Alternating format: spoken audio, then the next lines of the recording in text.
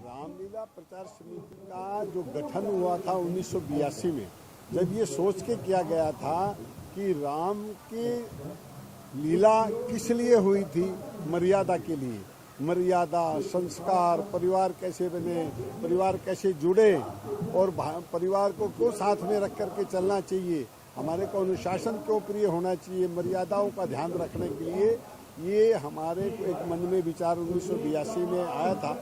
और उस विचार को ध्यान में रख करके हमारे साथ में हमारे साथी सामान्य श्री राधेश्याम जी गुप्ता, श्री दयाराम जी भूत, श्री आत्माराम जी और अन्य वैसे काफ़ी लोग हमारे से जुड़े। और पहली बार मलाड में रामलीला का आयोजन जब किया गया तो इसका प्रतिसाद देख करके मन में बड़ा उत्साह हुआ। और मैं हमारे कलाकारों का भी धन्यवाद दूंगा कि उन्होंने भी जी जान लगा करके अपने प्रदर्शन का श्रेष्ठतम यहाँ पे प्रदर्शन किया। और धार्मिक जो हमारी यहाँ पे जो लीला देखने के लिए आती है पब्लिक, जो जनता, मैं उनका भी बहुत शुक्रगुजार हूँ कि उन्होंने इस रामलीला को आकर के इस प्रकार से बना दिया कि यहाँ पे एक जैसे मर्यादा का भवन बन गया। ये मैदान जो है एक ऐसा धार्मिक स्थल बन गया कि यहाँ पे इसका नाम ही रामलीला मैदान रख दिया गया। तो कब से जुड़ाव है समिति से और किस तरह से जुड़ाव है आपकी समिति में? मैं वैसे अपने आप को कहने में अच्छा नहीं लगता, लेकिन मैं संस्थापक सदस्य हूँ और इनका शुरू से भी जो भी संस्थापक सदस्य के रूप में जो भी मेरी भूमिका रही है, मैं 1982 से इनका संस्था का स्थापन किया। और हमारे सभी लोग, मैं साथ में हम 2 ही लोग चले थे, लेकिन हम चलते गए, कारवां जुड़ता चला गया और एक बड़ा विशाल रूप आज 34 साल हो गए, 34वां प्रदर्शन है। तो प्रभात जी, एक ये राम जी की बड़ी कृपा रही कि लोगों ने बहुत सराहा। खर्चा भी दिन पर दिन बढ़ता गया, लेकिन जो जो बढ़ता गया, जो जो लोग आकर के स्वयं चल करके, जो अच्छे अच्छे औद्योगिक घरानों ने, व्यापारियों ने और आपसी मित्रों ने भी खूब साथ दे करके इस रामलीला को बहुत सफल बनाने में हमारा सहयोग दिया है। आगे भविष्य में इसको और बढ़ावा देने के लिए क्या करने वाले हैं अपने तरफ से आप? ऐसा है भी आगे बढ़ावा देने के लिए हमारे साथ हमारे जो अब आने वाली नई जनरेशन है, जैसे हमारे हनुमान जी गाड़ोदिया हैं, ये अभी कोषाध्यक्ष का रोल निभा रहे हैं। नरेश जी काटमावाला हैं, वो मंत्री हैं। मेरे सुपुत्र हैं श्री प्रदीप जिंदल, रमन जिंदल, वो भी अपना कार्य संभाल रहे हैं। तो ये निर्बाध रूप से चलती रहे, इसके लिए हमने नई जनरेशन को अपने आप को पद से हटा करके अन्य लोगों को सौंपा है कि ये कार्य आपने देखा है, आपने जीवंत इसको करा, तो आप इससे जुड़े। और ये लोग बड़ा खुशी का बात है कि नई सेकंड जनरेशन भी हमारे से जुड़ गई है और बहुत अच्छा लग रहा है। और हमारे को महाराष्ट्र सरकार ने सर्वश्रेष्ठ उत्कृष्ट पुरस्कार भी यहाँ पे हमारे को दिया गया था। उस समय जो देखने वाले जो पर्यवेक्षक लोग आए थे, उस समय स्टेज पे राम केवट संवाद चल रहा था। भगवान राम को केवट जो है नौका में बिठा करके गंगा पार कराने के लिए, उस समय सीन को देख करके उनको बड़ा अच्छा लगा। और विधानसभा भवन में बुला करके हमारे को उन्होंने बहुत अच्छा सम्मान दिया। और ये रामलीला का सम्मान था, हमारा कोई सम्मान नहीं था। बहुत अच्छी खुशी होती है, उससे हमारे को ताकत भी मिलती है। सबसे पहले तो मुबारकबाद देना चाहूँगा आपको, रामलीला का जो कॉन्सेप्ट है आगे बढ़ावा दे रहे हैं। ये देखते हैं आप रामलीला के कितना मुश्किल है कलाकार भी बनना, निर्देशक भी बनना आपके लिए? पहले तो धन्यवाद आपका कि आपने मुझे इस बहुत अच्छे कार्य करने के लिए शुभकामनाएं दी। मैं प्रभु श्री राम की सेवा के लिए ये कार्य करता हूँ। प्रभु श्री राम के नाम का चरित्र का चित्रण, उनके नाम का वर्णन, उनके नाम का प्रचार और प्रसार करना ही मेरा एकमात्र उद्देश्य है। रामलीला की टीम चलाना एक बहुत मुश्किल काम है, लेकिन मेरी टीम में मुझे इसलिए मुश्किलात नहीं आती कि मेरे जो कलाकार हैं वो सारे लड़के और लड़कियां बहुत शिक्षित, संस्कारवान और अच्छे परिवार से जुड़े हुए बच्चे हैं। सारे लड़के और लड़कियां पढ़े लिखे हैं, कोई जॉब करता है, कोई व्यापार करता है। और इसलिए वो जो पढ़े लिखे होने की वजह से और अच्छे संस्कारवान होने की वजह से मुझे कभी परेशानी नहीं आती। वैसे कलाकारों को लाना ले जाना बहुत मुश्किल काम होता है, लेकिन चूंकि ये प्रोफेशनल नहीं है, पैसा इनकी डिमांड नहीं है, पैसे की इनको कोई बहुत ज़्यादा ज़रूरत नहीं है, इसलिए ये आस्था के लिए यहाँ जुड़े हुए हैं। पिछले 34 साल से लगातार मुंबई के भव्य रंगमंच पर संपूर्ण रामायण का सफल प्रदर्शन करना हमारी एक उपलब्धि है। बहुत ख्याति हमने अर्जित की इस रामलीला से। मैं मुरादाबाद उत्तर प्रदेश का रहने वाला हूँ, राजेश रस्तोगी मेरा नाम है। मैं दवा का एक बहुत छोटा सा व्यवसायी था, लेकिन आज मेरी दवा की फैक्ट्री है। हरिद्वार में रिप्रा फॉर्मुलेशन के नाम से मेरी दवा की फैक्ट्री है। एलडी मेडी इम्पैक्ट लिमिटेड के नाम से मेरा दवा का व्यवसाय है, जो कि ऑल ओवर इंडिया मार्केटिंग चलती है। ये सिर्फ और सिर्फ प्रभु राम की कृपा है। प्रभु श्री राम की कृपा की वजह से आज एक छोटा सा व्यवसायी एक बड़ा व्यवसायी बन गया। ये भगवान की अगाध श्रद्धा और स्नेह का नतीजा है। और किस तरह से आप आगे बढ़ावा देने वाले इस चीज को अपनी तरफ से बढ़ावा देने का मौका मिला है? हिंदुस्तान के हर हिंदू से मैं ये अनुरोध करना चाहता हूँ कि भगवान श्री राम के चरित्र में से 4 बूंदे भी अगर आपने निकाल के अपने जीवन में डालनी तो आपका जीवन सफल होगा।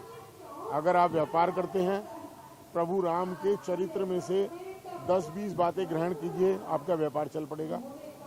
अगर आप सर्विस करते हैं, प्रभु श्री राम की 10-20 बातें ग्रहण कर लीजिए, आपकी सर्विस में तरक्की होनी शुरू हो जाएगी। अगर आप मीडिया से जुड़े हुए हैं और मीडिया में काम करते हैं, तो प्रभु श्री राम की 4, 6, 10 बातें सीख लीजिए, आपकी मीडिया की तरक्की हो जाएगी। रामलीला एक ऐसा सब्जेक्ट है, प्रभु श्री राम का चरित्र एक इतना बड़ा सब्जेक्ट है, इतना गहन है कि उसका अध्ययन करने के मात्र से ही आपकी तरक्की होनी शुरू हो जाती है।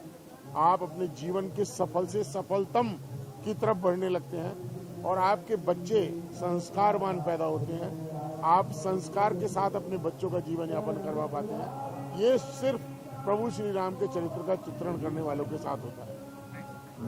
Thank you.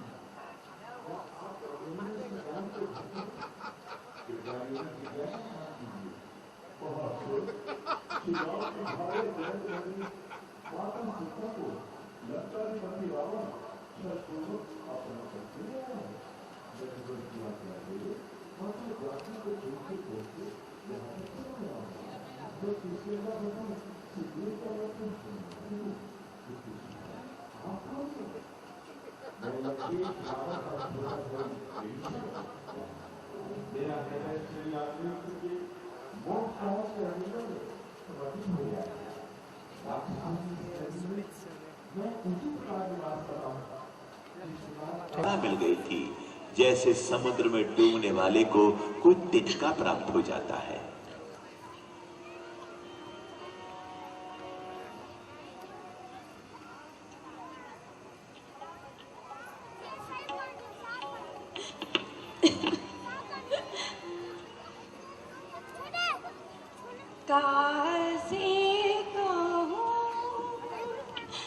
दुख के बैन कहाँ से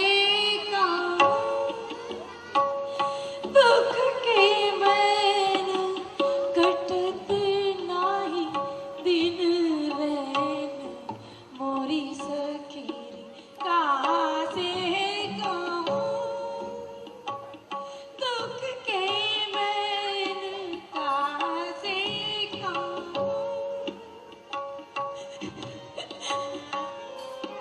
तुम बिन नाथ कछु ना सुनात कछु ना सुहाए पशुवन बीच रहे।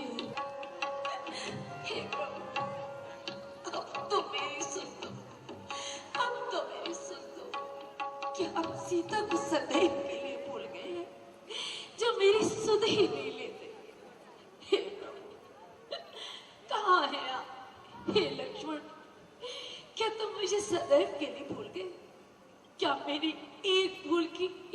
बड़ी सजा दो। कहाँ हो लक्ष्मण? हाँ राघव, अब तो मेरी सुन ले लीजिए, अब तो मेरी सुन लीजिए।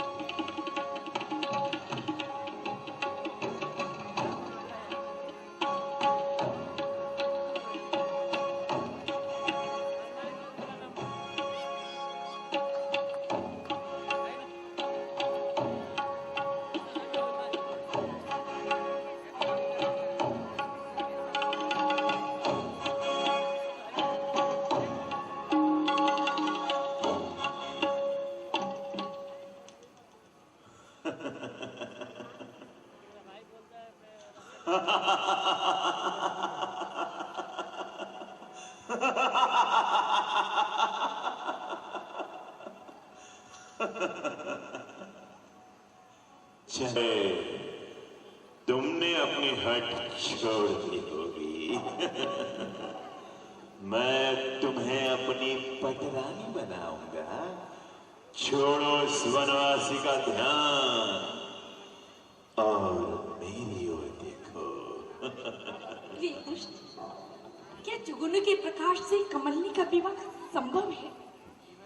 तो अपने तुच्छ प्रकाश की सूर्य के दिव्य आलोक से तुलना कर रहा है। ऋषभ, तूने अभी तक राघवेंद्र के प्रचंड बाणों को नहीं देखा। शीघ्र ही वे बाण तेरा सर्वनाश कर देंगे। सर्वनाश रावण का?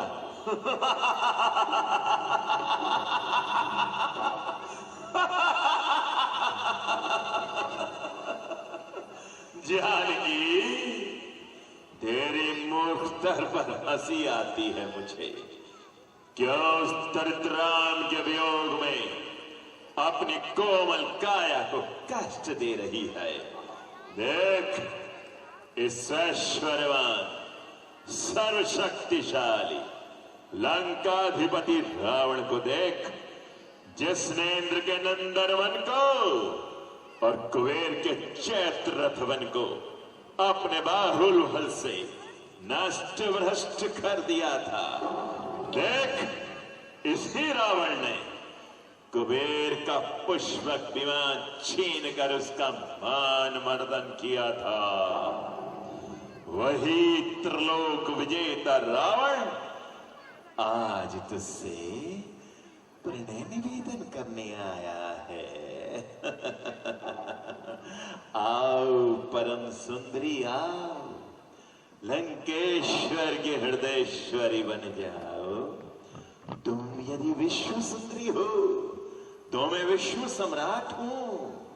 मैं तुम्हारी कामना करता हूं तो तुम भी मेरी कामना करो। दुष्ट, पामर, निर्लज्ज, एक पतिव्रता स्त्री से इस प्रकार के दुर्वचन कहते तुझे लाज नहीं आती? अरे निशाचर, जिस प्रकार सूर्य से प्रभा पृथक नहीं हो सकती, उसी प्रकार सीता को भी श्री राम से कोई पृथक नहीं कर सकता। इस स्वर्ण नगरी तू मुझे नहीं, अपने काल को ले आया है। सीते,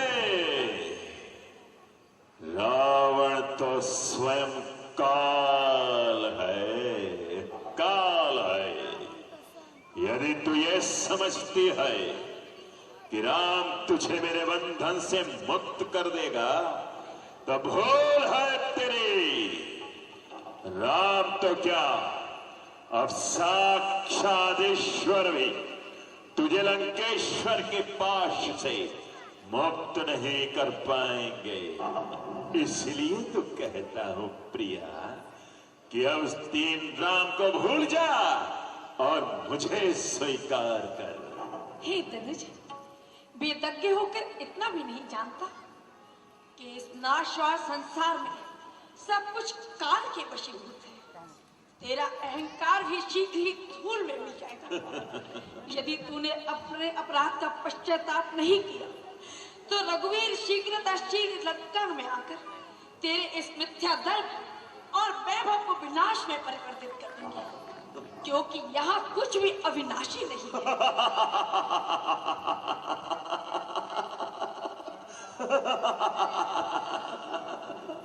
सीते, रावण अमर है और अमर रहेगा, अजय है और अजय रहेगा।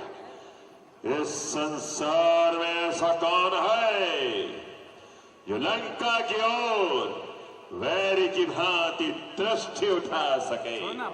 किसमें इतना साहस है जो कैलाश पर्वत उठाने वाले रावण को युद्ध की चुनौती दे सके?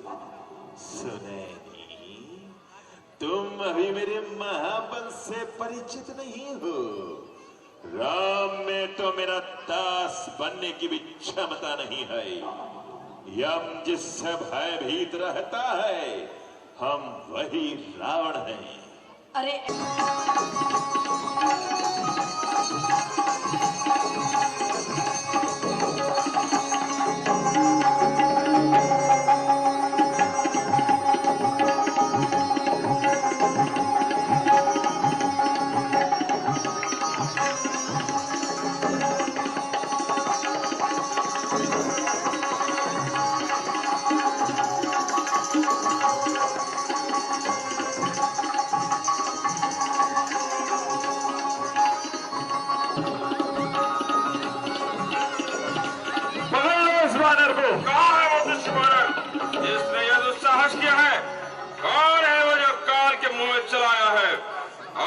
अक्षय कुमार के संख्या में आकर अपनी मृत्यु को स्वयं नियंत्रित किया है।